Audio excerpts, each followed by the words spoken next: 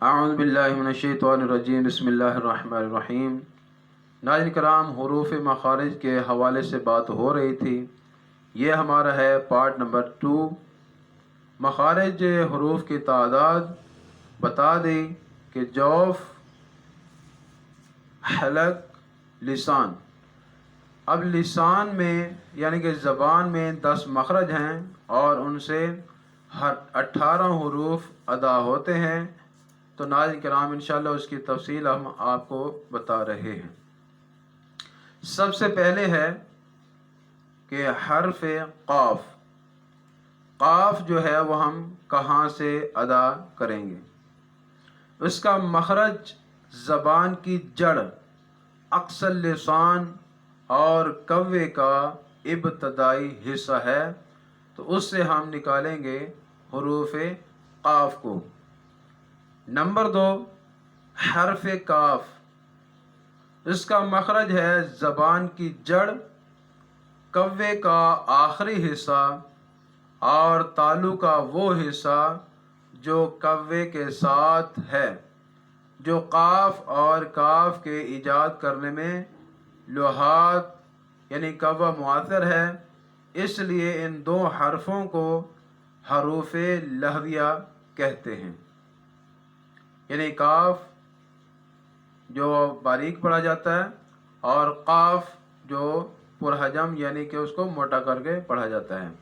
Number 3، 3 حروف جیم، شین اور یائے غیر مدہ، ان کا مخرج وسط لسان اور وسط تالو ہے، تالو۔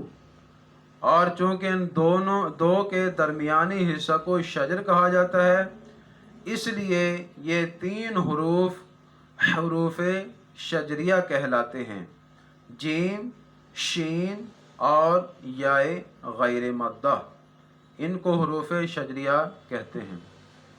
اب آگے ہے نمبر 4، حرف ضاد۔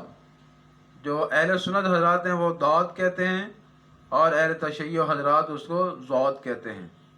اس کا مخرج زبان کی دائیں یا بائیں طرف والا کنارہ اور اسی طرف کی اوپر والی داڑھیں، البتہ بائیں طرف سے اس کی ادائیگی زیادہ آسان ہے، اس کو ضاد کہتے ہیں۔ ضاد کو حرف ضرسی کہا جاتا ہے۔ نمبر 5، حرف لام۔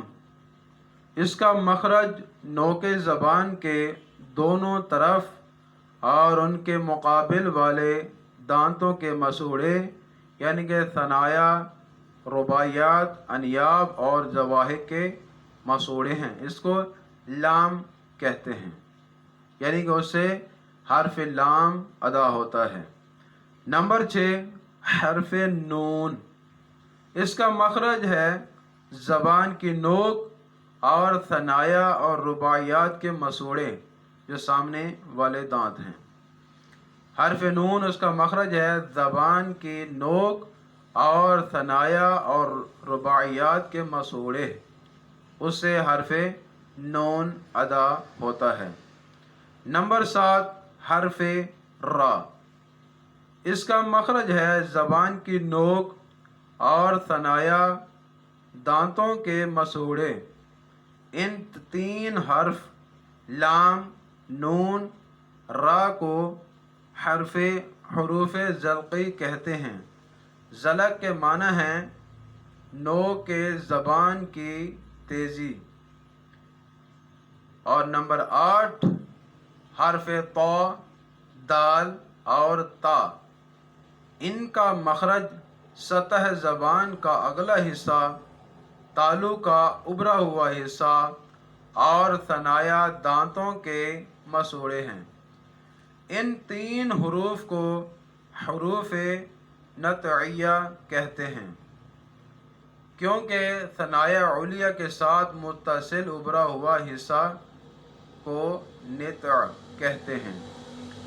ان سے حرف طا، دال اور تا ادا ہوتے ہیں۔ نمبر 9 کے حروف صاد، سین اور ذا، ان کا مخرج سطح زبان کا اگلا حصہ اور ثنایا علیہ کے مسوڑوں کے پیچھے والی ہموار سطح ہے۔ یہاں سے صاد، سین اور ذا ادا ہوتے ہیں، اور ان تین حروف کو اصلیہ کہتے ہیں، سین کے ساتھ اصلیہ۔ اصلہ زبان کے اگلے حصوں کو کہتے ہیں جو ان تین حروف کے تلفظ میں دخیل ہے۔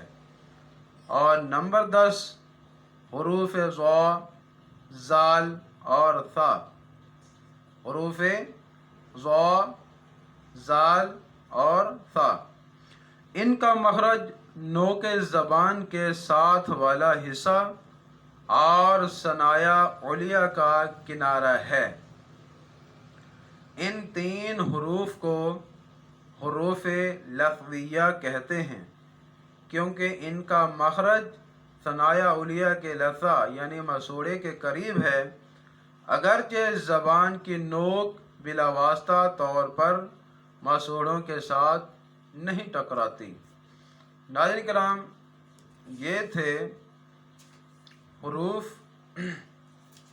مخارج کے ساتھ کہ جو زبان میں 10 مخرج ہیں اور ان سے 18 حروف ادا ہوتے ہیں۔ تو ناظرین کرام، یہ ہم نے آپ کو تفصیل سے بتا دیا۔ تو انشاءاللہ العلی العظیم، وہ ہم نے پہلے بتایا تھا نا کہ 5 چیزیں ہیں، جس میں جوف ہے، حلق ہے، لسان ہے، اور چوتھے نمبر پہ ہے شفتین یعنی کہ 2 ہونٹ۔ اس موضوع میں 2 مخرج کے جن کے تفصیل یہ ہے کہ حرف فا کا مخرج نیچے والا ہونٹ اور ثنایا علیہ کا کنارہ، اس سے حرف فا، یہ دیکھ سکتے ہیں آپ، حرف فا ادا ہوتا ہے۔ اور حرف با، میم اور واو کا مخرج ہے۔ با اور میم ہونٹوں کے اتصال سے اور واو اس کے سکڑنے سے ایجاد ہوتی ہے، یعنی کہ اس کی آواز نکلتی ہے، با، میم۔ اور جب واو بولیں گے تو ہونٹ ہمارے سکڑیں گے، جس طرح کے واو، اس طرح ادا کرنا ہے۔ چونکہ یہ چاروں حروف شفا یعنی ہونٹ سے منسوب ہیں، لہذا ان کو حروف شفوی کہتے ہیں۔ اور نمبر 5 کہ خیشوم، ناک کے اندر والی فضا کو خیشوم کہتے ہیں، اور اس سے جو آواز نکلتی ہے اسے غنہ کہتے ہیں۔ جس طرح نون غنہ کی آواز نکلتی ہے ویسے اس کو نون غنہ کہا جاتا ہے۔ یہ مقام بھی مقام جوف کی طرح اصلی نہیں ہے بلکہ فرعی ہے، اور اس سے صرف 2 حرف یعنی کہ میم اور نون کا غنہ ادا ہوتا ہے۔ تو ناظرین کرام، یہ تھے مخارج حروف، تو جس کے ہم نے 2 پارٹ بنائے۔ سب سے پہلے والے پارٹ میں بھی آپ کو بتایا تفصیل سے، اور دوسرے پارٹ میں بھی آپ کو تفصیل سے بتا دیا۔ تو ناظرین کرام، اللہ تبارک و تعالی ہم سب کو عمل کرنے کی توفیق نصیب فرمائے، آمین والسلام۔